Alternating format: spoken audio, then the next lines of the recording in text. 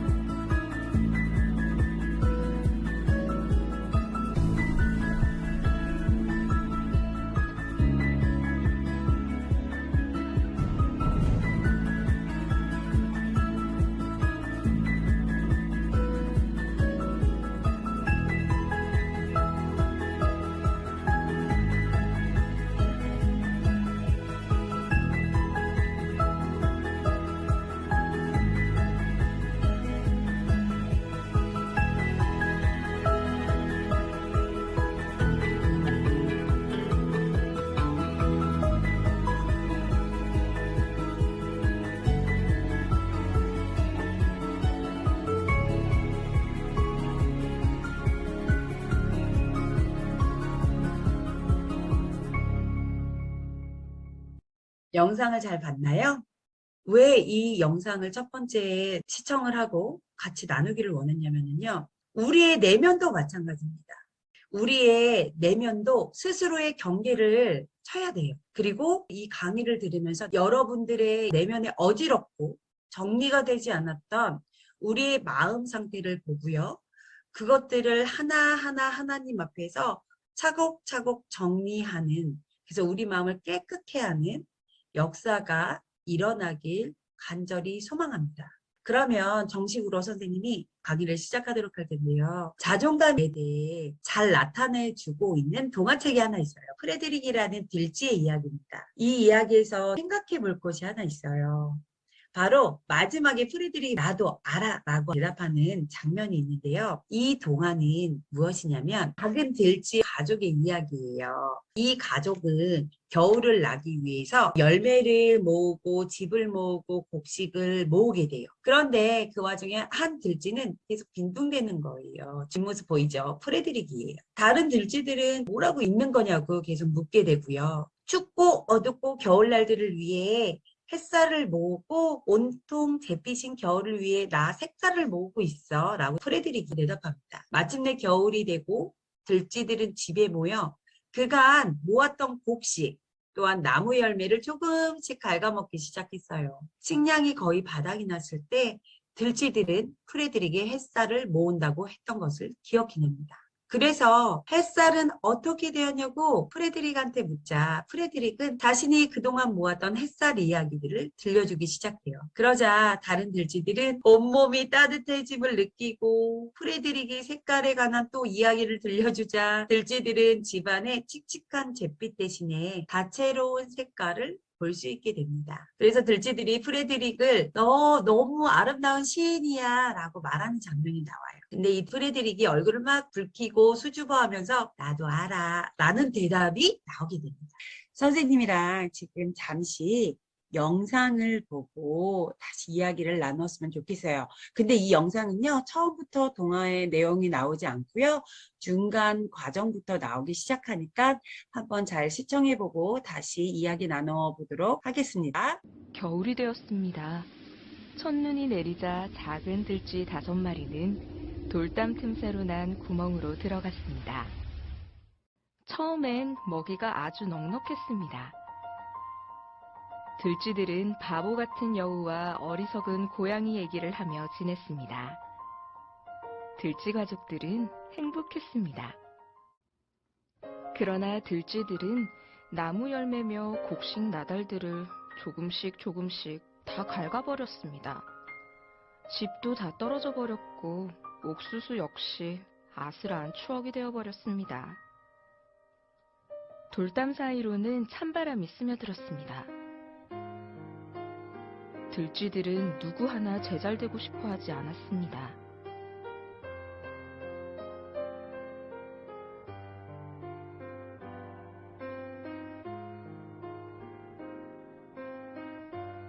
그러던 들쥐들은 햇살과 색깔과 이야기를 모은다고 했던 프레드릭의 말이 생각났습니다.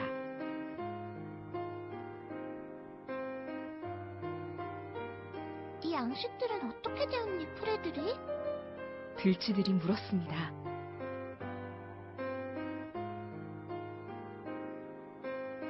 프레드릭이 커다란 돌 위로 기어 올라가더니 눈을 감아봐. 내가 너희들에게 햇살을 보내줄게. 찬란한 금빛 햇살이 느껴지지 않니? 프레드릭이 햇살 얘기를 하자 4마리 작은 들쥐들은 몸이 점점 따뜻해지는 것을 느낄 수 있었습니다. 프레드릭의 목소리 때문이었을까요? 마법 때문이었을까요? 색깔은 어떻게 됐어, 프레드릭? 들쥐들이 조바심을 내며 물었습니다. 다시 눈을 감아봐.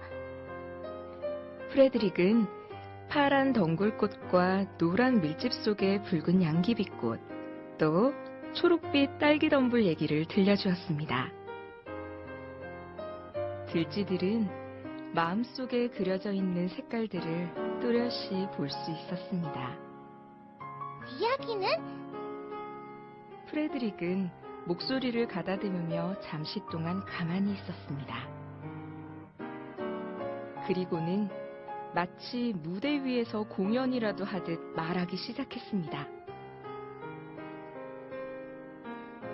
눈송이는 누가 뿌릴까? 얼음은 누가 녹일까? 굳은 날씨는 누가 가져올까? 맑은 날씨는 누가 가져올까? 6월의 네이클로버는 누가 피워낼까? 날은 저물게 하는 건 누구일까? 달빛을 밝히는 건 누구일까?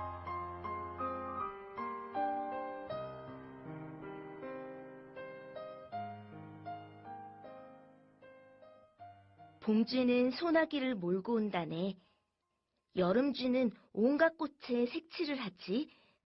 가을쥐는 열매와 밀을 가져온다네. 겨울쥐는 오들오들 작은 몸을 웅크리지. 하늘에 사는 들쥐 4마리, 너희들과 나 같은 들쥐 4마리.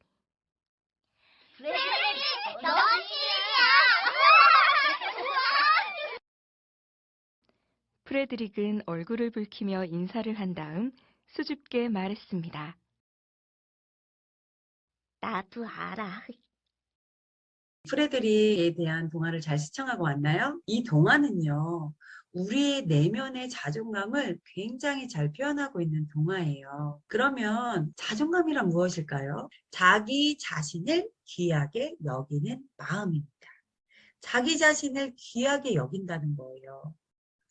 여기서 자신을 귀하게 여긴다는 건 우리 스스로가 어떠한 조건에도 상관없이 자기 자신을 소중히 여긴다는 강력한 뜻이 있는 거예요. 남을 귀하게 여기는 것도 중요하지만 그 출발점은 내 자신을 소중하고 값어치 있고 귀하게 여겨야 한다는 것입니다. 다시 말해서 자존감은 우리의 지위, 성적, 부, 외모와 같은 거 있잖아요. 이것 때문에 자신을 사랑하는 게 아니라는 거예요. 이 동화에서 앞서 우리가 봐왔던 것처럼 프레드릭은 남들처럼 곡식이나 열매를 모으지 않는다고 다른 들쥐의 눈치를 보지 않았죠.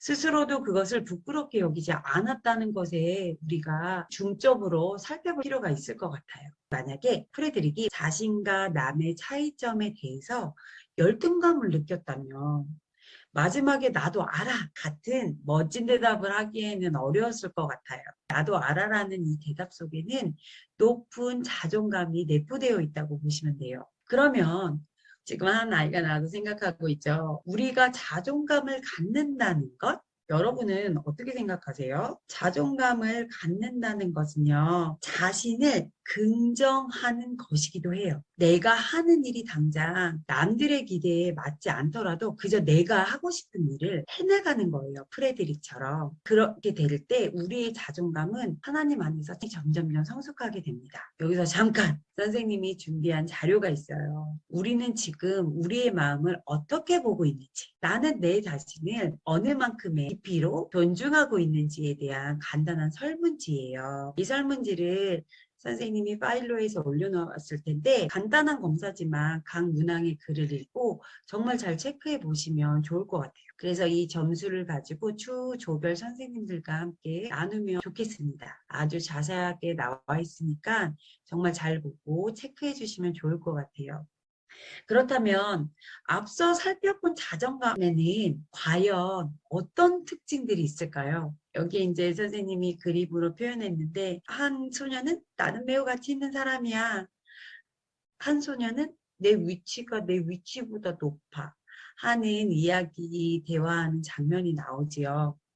그러면 여러분 자존감이 높은 사람과 자존감이 낮은 사람은 어떤 특징을 갖고 그것을 통해 어떻게 자존감을 높여줄 수 있는지 이야기를 나누면 참 좋을 것 같아요. 자존감 높은 사람들의 첫 번째 특징입니다. 나와 다른 사람의 부정적인 감정을 알아차리고 해소를 잘해요. 여러분 감정은요.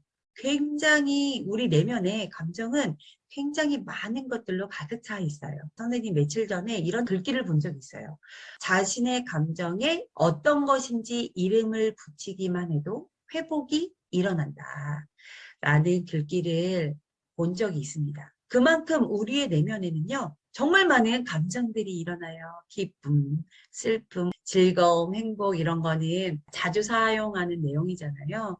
그거 외에도 많은 감정들의 이름이 우리 안에 있을 수 있습니다. 내가 지금 어떤 상태인지, 내가 지금 어떤 감정으로 있는 건지 이것을 알아차리고 해소할 줄 알아야 한다는 거예요. 그렇다면 이런 감정은 내가 어떻게 해소해야 하는가? 우리의 감정은 쌓아놓는 것이 아니라 그때 내가 느끼는 감정을 잘 표현하는 훈련을 하셔야 해요.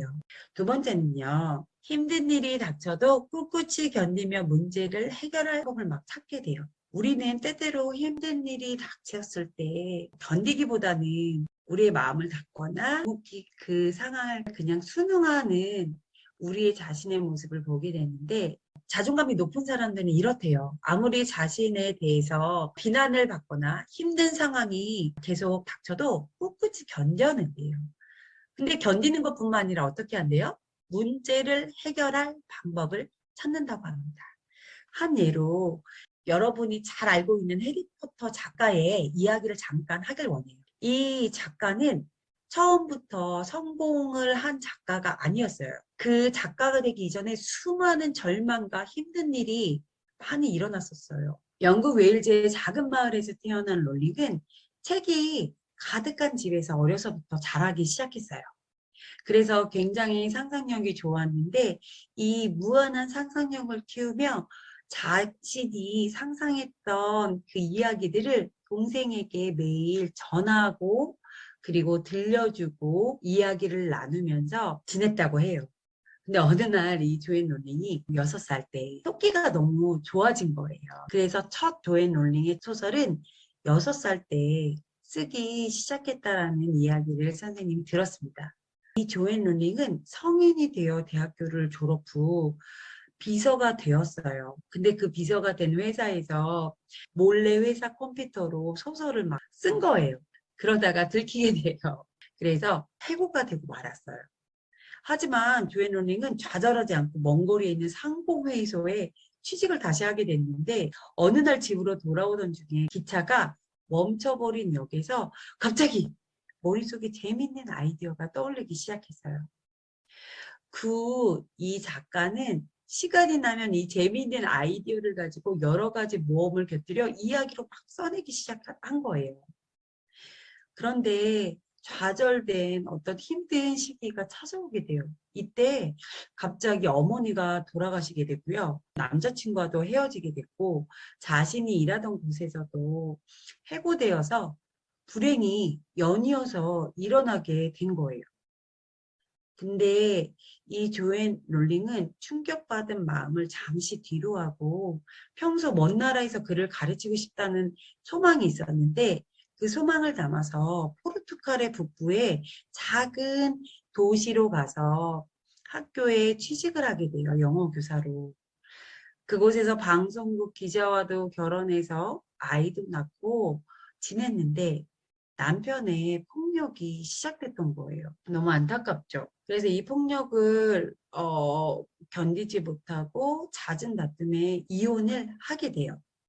그때 조앤 롤링은 딸과 옷가방 하나, 제3장까지 완성한 이야기 원고가 전부였던 거예요, 이분한테. 근데 조앤 롤링은 이 재미있는 이야기를 막 완성하고 싶어서 단칸방에서 막 글을 쓰기 시작했는데, 환경적으로 여건이 되지 않았기 때문에 아기를 유모차에 계속 태워서 돌아다닌 거예요.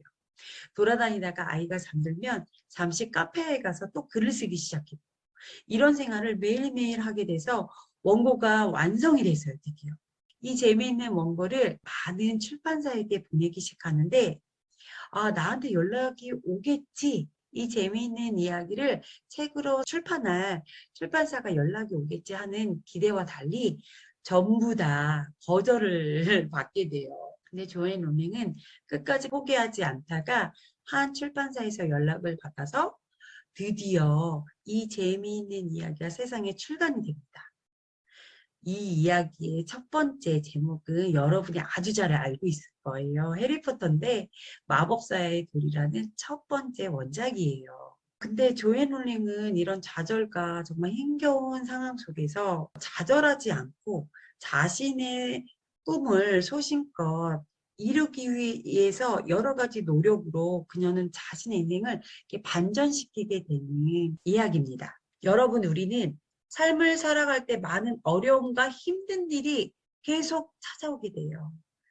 그때 이 말씀을 꼭 기억하고 선생님이 처음에 이야기했던 것 같이 꼭 암송했으면 좋겠습니다. 그 말씀은 바로 신명기 31장 23절 말씀입니다.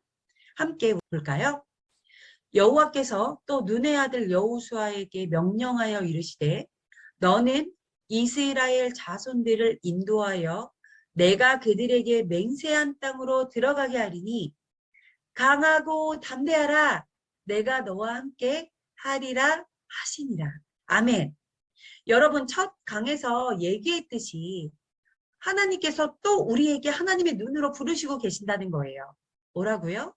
강하고 담대하라. 내가 너와 함께 하리라. 아멘.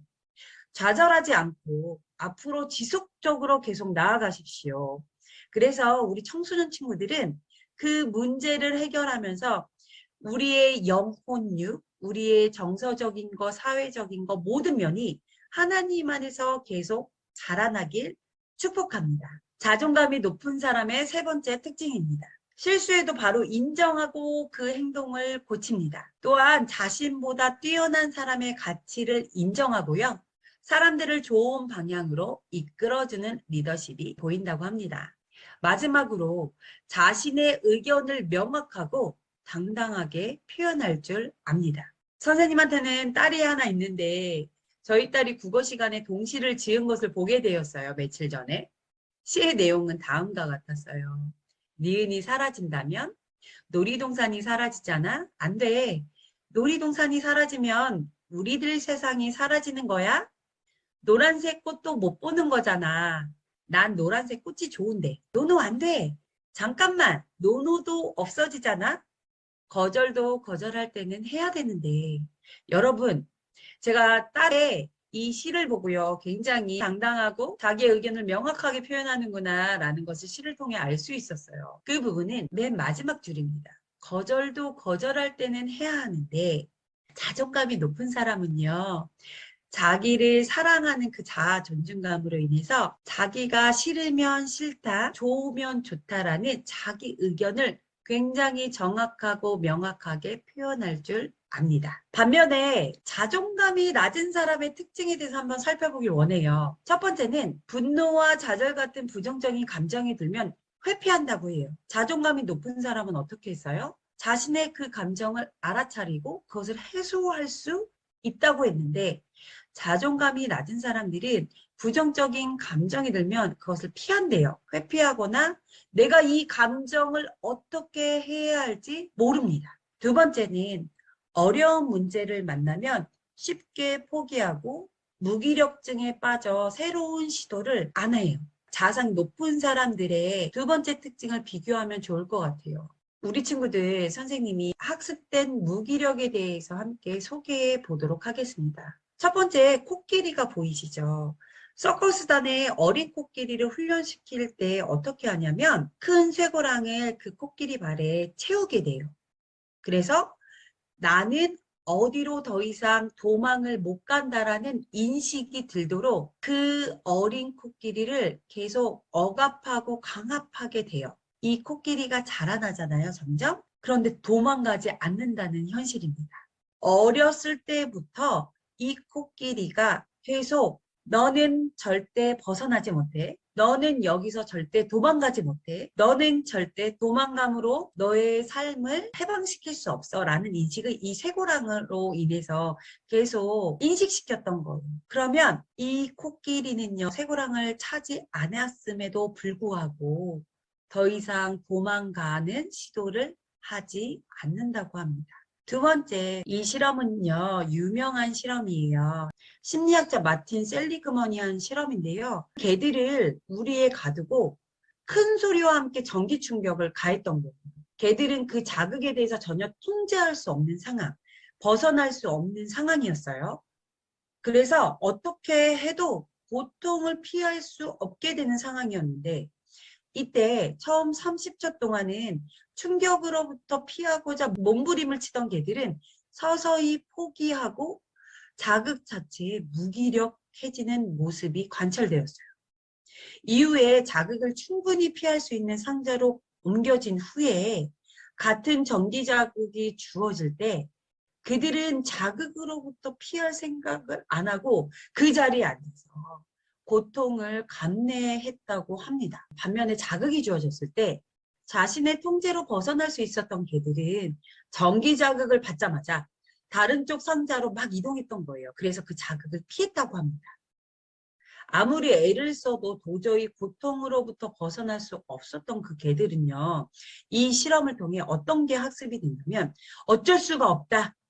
내가 도망가려고 해도 난 이 상황에서 벗어날 수 없다는 것을 학습하게 되는 거예요. 그리고 이들은 충분히 벗어날 수 있는 환경에서조차도 고통 속에 무기력하게 그냥 머물기를 선택했다라는 결과입니다. 반면에 전기 충격이 가해질 때마다 자신의 통제로 충격에서 벗어날 수 있었던 개들은 실험을 통해 세상은 자기가 하기 나름이다. 나는 할 수 있다. 이런 것을 학습했다고 해요. 이처럼 무기력은요, 고통 그 자체가 아니라 자신이 통제할 수 없다라는 생각이 만든다는 것을 기억했으면 좋겠어요. 블루오션 청소년 여러분들 중에 혹여나 학습된 무기력으로 나는 할 수 없어. 나는 안 돼. 나는 여기서 벗어날 수 없어. 나는 왜 이렇게 안 되지? 라는 학습된 무기력에 자기 자신을 평가하는 그 면이 있습니까? 그것으로 인해서 자기 자신을 스스로 가두신 친구들이 혹시 있을까요? 그렇다면 여러분은 지금 이 학습된 무기력에서부터 우리가 벗어나야 되는데 선생님이 1강에서도 얘기했어요. 동일합니다. 자신이 했던 성공 경험을 떠올려 보면 좋겠어요. 그래서 아주 쉬운 통제 가능한 일상의 행동의 목표를 다시 한번 삼아서 실천해 보는 거예요. 이 추후에도 나오는데요. 아무리 강조해도 이것은 과하지 않는 부분입니다. 꼭 실천해 보시기 바랍니다. 자존감이 낮은 사람들의 특징을 이어 살펴볼 텐데 이유 없이 적대적입니다. 그 사람들이. 그리고 쉽게 포기하고 다른 사람, 자신보다 뛰어난 사람을 깎아내리려는 욕구가 있어요. 그리고 자신의 의견을 상대가 어떻게 평가 반응할지 두려워서 명확하게 표현하지 못한다고 해요. 청소년 여러분들은 혹시 놀이공원 같은 데서 거울의 방이라는 곳을 들어가 보신 적이 있습니까? 여기에 가면은요, 여러 가지 거울들의 모양이 있어요. 올록거울, 볼록거울, 정상적인 평면거울 등으로 내 자신을 비추면 그 거울의 모양에 따라서 내 자신의 모습이 다르게 보이는 것을 경험할 수 있는 시설이에요. 이것과 같이 우리는 우리 자신을 보게 하는 기준이 있어야 해요. 이것도 동일합니다. 그것이 바로 하나님의 말씀입니다. 1강에서 이야기한 거를 꼭 기억했으면 좋겠어요. 하나님이 부르시는 나가 우리의 정체성이고 우리의 자아상이 되어야 한다는 것입니다. 오늘 말씀을 한 구절 보겠습니다. 이사야 43장 1절 말씀이에요. 함께 읽겠습니다. 야곱아, 너를 창조하신 여호와께서 지금 말씀하시느니라. 이스라엘아, 너를 지으신 이가 말씀하시느니라. 너는 두려워하지 말라.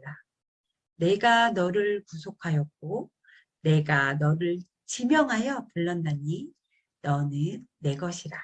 이 부분이 가장 중요합니다. 뭐라고요? 내가 너를 콕 찍어. 내가 너를 불렀어. 그러므로 너는 내 것이야. 라고 말씀하시고 계신다는 거예요. 여러분들도 이 말씀을 또한 암송했으면 좋겠어요. 암송해서 우리가 항상 이 말씀이 우리의 자아상, 우리의 정체성이 되도록 축복합니다. 여러분, 자존감은 남이 나를 어떻게 대해주느냐에 따라서 달린 것이 아니에요. 현재 우리의 상태, 현재 나의 상태가 어떠하든지 남들의 기대에 맞춰서 내가 해줄 수 있는 게 있든 없든 자존감은 우리의 능력이나 환경이 아니라 존재 그 자체에서 나오는 것을 꼭 기억하면 좋겠습니다. 지금까지는 자존감에 대한 전반적인 정의를 살펴보았다면 이번은 자존감은 어떻게 높일 수 있는가에 대한 이야기를 나누어 보도록 하겠습니다. 첫째는 동일이에요. 작은 목표를 세우는 거예요. 자, 이렇게 사진이 아자아자 도전을 하고 있는데 작은 목표를 세워서 성취해 보십시오. 선생님은 이 말을 계속해서 하고 있어요. 성취해 보세요. 그만큼 중요하다는 것을 선생님이 이 시간 강조합니다. 두 번째는 무엇일까요? 자신을 가치 있는 존재로 인식해 보는 거예요. 여러분, 다이아몬드가 비싼 이유는요, 희소성. 별로 없잖아요. 많지 않아요. 희소성. 또한 너무나 아름답죠. 아름다움. 변하지 않는 가치 때문이에요. 그렇다면 나의 가치, 사람의 가치는 어떠할까요? 돈으로 환산할 수 있을까요? 생각해 보면 좋겠어요. 나는요, 우주에서 유일한 존재예요. 나와 동일한 사람은 이 세상에 없습니다. 쌍둥이도요, 다 달라요. 우리의 손가락에 있는 지문도 이 우주상에서 같은 사람이 아무도 없다고 합니다. 그런 내 존재를 소중하게 인식하잖아요. 그러면 우리의 자존감은 올라가게 됩니다. 세 번째입니다. 우리 자신을 인정하고 사랑해 보는 거예요. 우리에게 주어진 삶과 그리고 상황, 여건, 또한 환경을 있는 그대로 받아들이는 거예요. 아, 나는 이렇구나. 나는 지금 상황이 이렇구나. 그러니까 나 자체, 나를 둘러싼 모든 것을 인정한다는 거예요. 그때 우리는 자유로워질 수 있습니다. 여러분, 자존감은 마음의 면역력과 비슷해요. 우리 신체의 면역력이 떨어지면 감기에 걸리게 되잖아요. 그렇다면 감기에 걸리게 되었을 때 우리가 우리의 면역력을 높이게 되잖아요. 이와 비슷합니다. 우리의 자존감이 낮아지면 마음의 감기에 걸리기 시작해요. 그래서 우리는 마음의 면역력을 향상시키기 위해 부단히 매일 노력해야 한다는 것을 기억하세요. 우리의 마음을 살피고요. 우리 자신에 대해서 인정하고요. 우리 자신에 대해서 사랑할 줄 아는 그런 노력들이 필요하다는 사실입니다. 여러분, 우리는 존귀한 자입니다. 하나님께서 그렇게 말씀하고 계신다는 것을 우리가 매일의 삶에 인지하고 인식하십시오. 선생님이 우리 친구들한테 자존감을 높여주는 말의 영상을 찾아서 함께 공유했어요. 넌 지금까지 잘해왔어. 그리고 앞으로도 잘할 거야. 사랑해. 괜찮아. 너무 수고했어. 그동안 힘들었지. 라는 말들의 모음집입니다. 꼭 시청하면 좋겠어요. 아자아자. 여러분, 다음 강의 때 만나 뵙도록 하겠습니다.